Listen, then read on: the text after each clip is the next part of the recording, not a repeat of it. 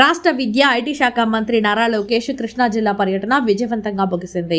కంకిపాడు నుంచి పునాదిపాడు వరకు మంత్రి పర్యటనకు టీడీపీ శ్రేణులు, స్థానిక ప్రజలు విశేష స్పందన చూపారు. భారీ జనసందోహం మధ్య సాగిన ఈ పర్యటన రాజకీయంగా కూడా ప్రాధాన్యత సంతరించుకుంది. తాడేపల్లిలోని స్వగృహం నుంచి బయలుదేరిన మంత్రి నారా లోకేష్ కృష్ణా జిల్లా కంకిపాడు చేరుకోగా దారి పొడవునా టీడీపీ నాయకులు, కార్యకర్తలు, అభిమానులు ఘన స్వాగతం పలికారు.